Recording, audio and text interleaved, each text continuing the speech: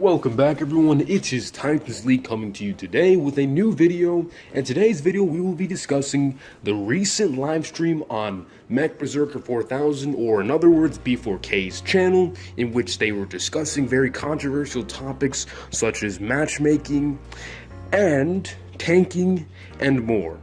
So before I get into this video, I just want to say, if you're new to this channel, please subscribe and leave a like. If you are a returning member, thank you for coming back, and I hope you enjoy this video, as well as checking out some of the various new videos and content I have up below that you'll see at the end of the video, and also on my channel. Thank you. Moving further on, I also just want to give a little brief shout out again to the event being hosted by Good Gamers Coalition, which is going to be the annual clan mixer. So please make sure to sign up for that if you haven't gotten that yet, for your chance to win 10 million EC. 10 million EC. So without further ado, and not to stall any longer, let's get into the discussion of this particular video.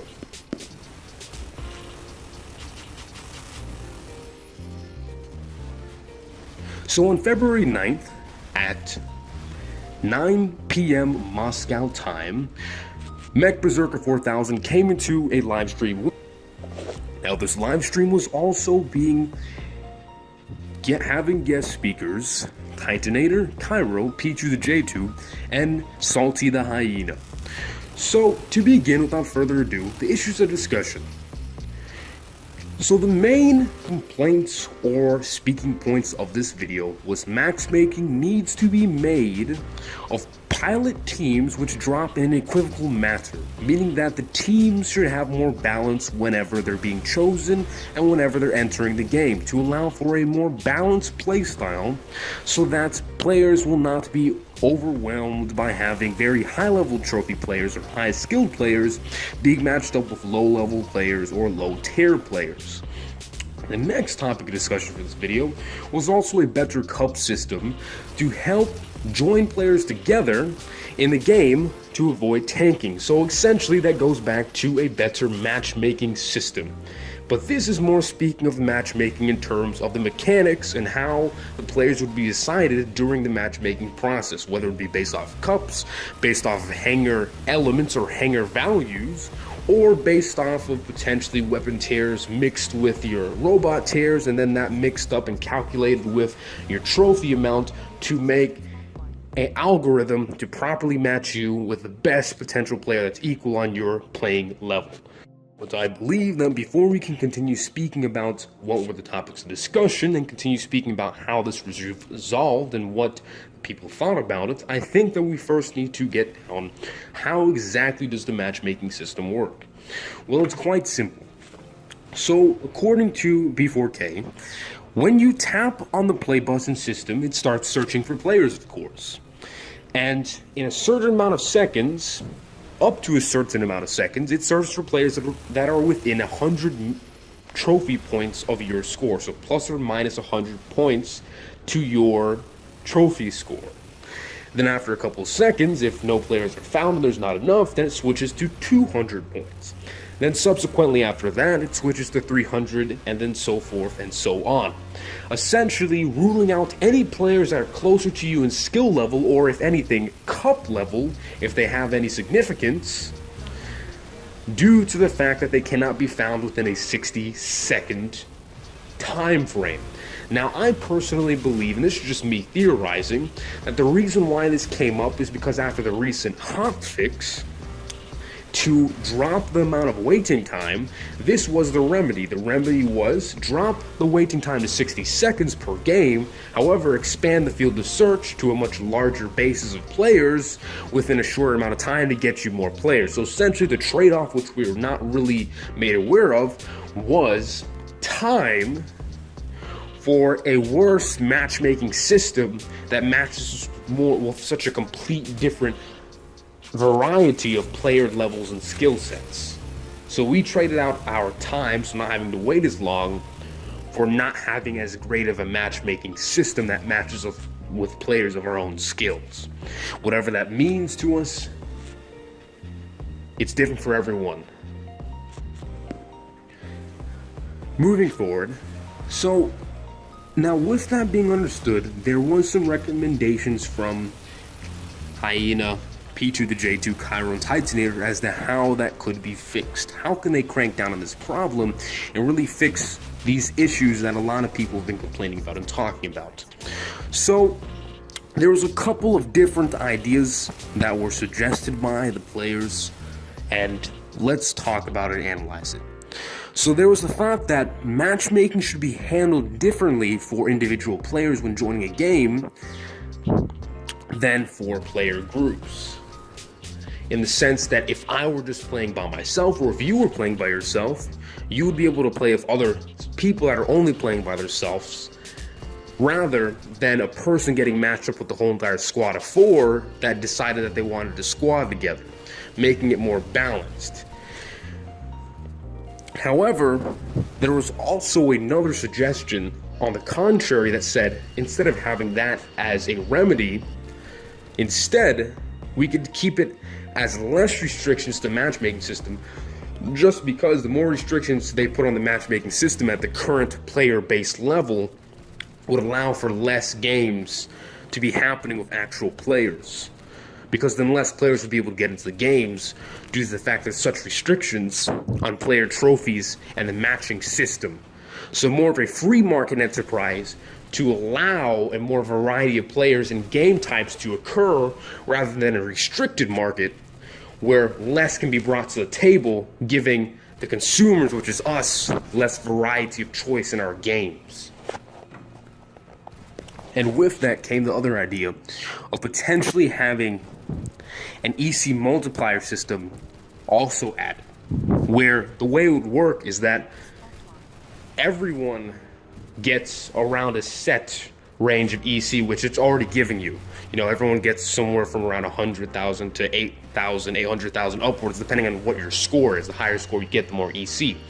However, if they could find that EC earning rate, and then they made more of an incentive to getting higher cups, being that the more cups you received, or the more cups you have, so let's say I have 1,600 cups, then that could possibly add a 16% increase to EC earned per game plus what I already received. So if I would usually receive 400,000 EC for winning a game, and I'm at 600 cups, then I would get 16% more of what I would usually receive just because of my cup range. Thus, making it more beneficial for players to be at a higher cup range, rather than making it more painful to be at a higher cup range where you don't get as many players, there's harder bots, you drop trophies easier, and game experience is not that fun.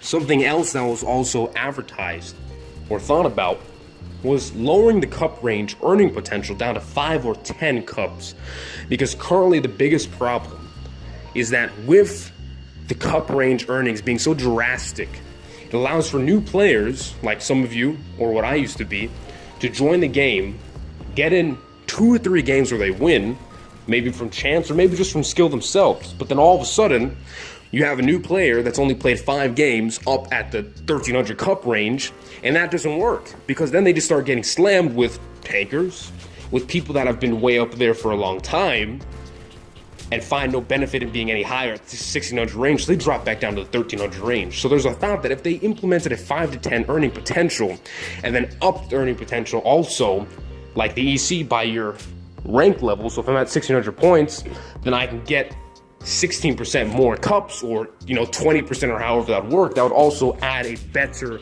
cup earning potential, so that lower players, new players, you wouldn't have to find yourself at such high rankings and then losing games periodically, just because, of course, you don't have the tier level of bots to match up with someone who has T3 weapons who's been playing for the last who knows how long.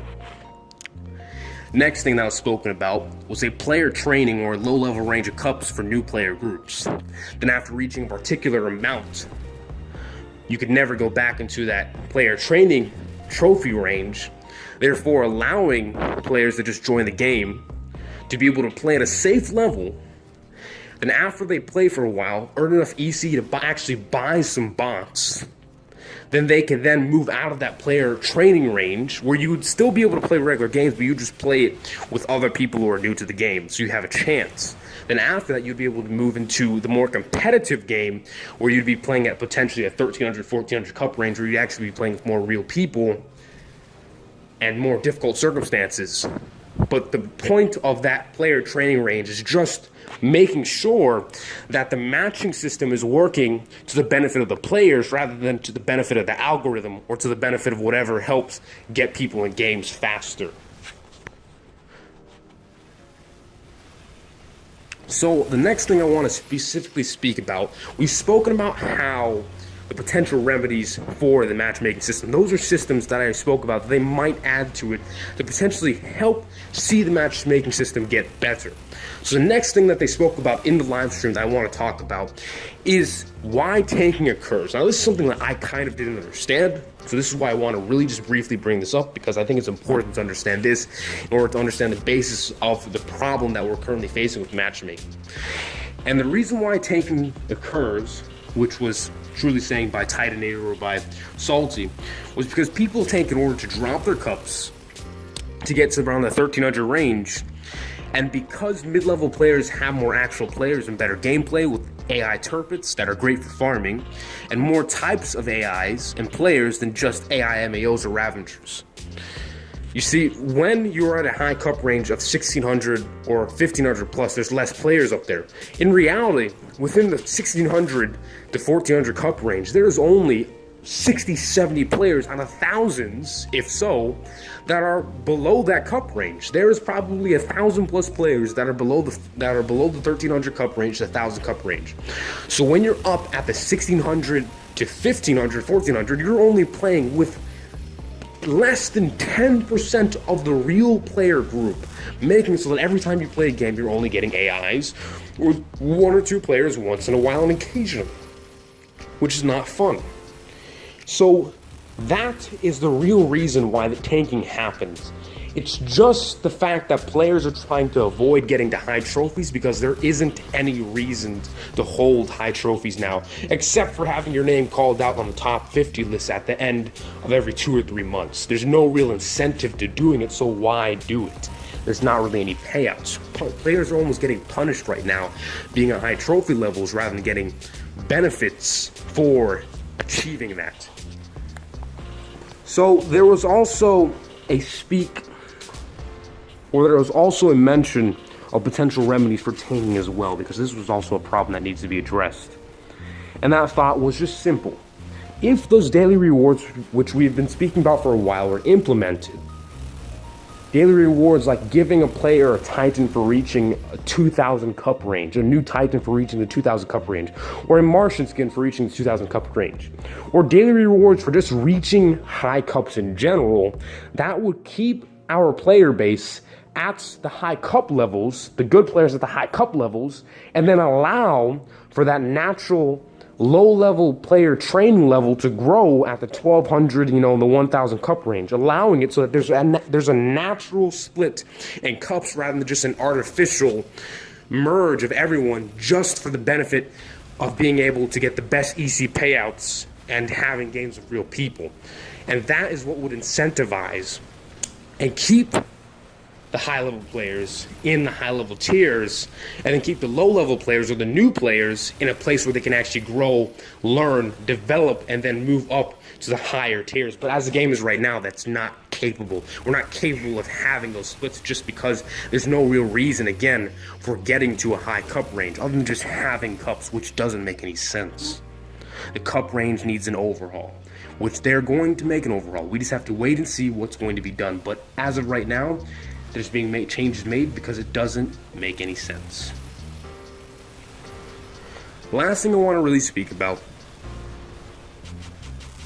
is what can Red Button put into the game, or this is what they said they're thinking about putting into the game, and this is what was discussed about putting into the game to make getting more trophies beneficial for not just the high players, but just for any players in general. Of course, the higher you go, the more benefits you would receive out of this category. But some common thoughts and some common themes that I saw that was brought up was that First of all, we could have a split between ranked games and leisure games, meaning that if you want to look for a more competitive atmosphere where cups are very important, where you can win rewards, there could be a split and you can go into a ranked match. And if you want to just play to be able to test the bots or try something out and not have to sacrifice points or EC or cups, you could go into a leisure match. That would also create a sanctum for new players that just want to be able to grow and develop and learn the game before having to be thrown out in the fields with a lot of players that are already experienced and that know the ropes already. I think that's a valid idea because every game needs some sort of training or some sort of burning in period for these green players. It's just a simple concept. It's not hard to understand. It's simple.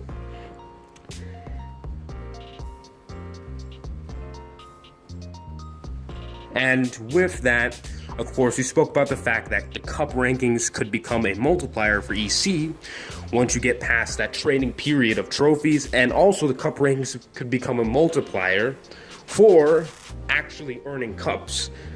So you'd get between a set range 5 to 10 cups, and then if you are at a high range of cups or a high level of cups, then that level would determine a multiplier to add to those 5 or 10, so it could push you over the edge, making it so that 600 level players wouldn't be getting 5 cups for a match. They would be getting 15 or 20 at max again.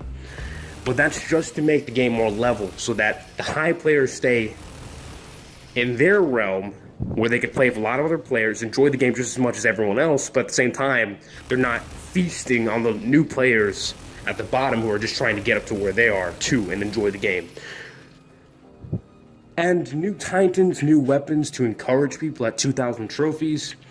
And then there's also a consideration of just making it so that people, instead of people quitting the game, there's been a consideration of warning people before they leave the game, just so that there's not any accidental quits or anyone accidentally leaving the game. In that case, making the AI take over, and then that could turn the whole entire tables. And that was, again, another problem that was spoken about during the live stream. So all these problems with, matchmaking and tanking are all interwoven. And really, at the end of the day, the only way to solve these problems is one of two things: an overhaul of the system, an overhaul of the current system. As we spoke about, discussing the system, discussing how to change it, making a change in how the players are matched, opening up the matchmaking where, for the current player base and the short term, there's more options available so players can get more matched readily and easily. Or potentially putting in some restrictions, but restricting it in a manner where that it benefits the high-level players and also the low-level players, or the new players and the veterans, so that everyone enjoys the game. I think those two options are very viable options, and either way can work. We just have to sit and wait and see which way will be the most beneficial. I think at the end of the day, the developers, B4K, Vladimir, Sergey, all of them, I think they all know what is best for the game. And I think we have an idea of what we really want to see and what could benefit the game at the end of the day. We just have to keep hope, keep working with them, and keep trying to make it a better game for all of us. That is all I have for you guys today. I hope you guys enjoyed this video. I hope it was very informative and beneficial for you. And have a great day. TitansLeague out. I will see you guys on the battlefield. Goodbye.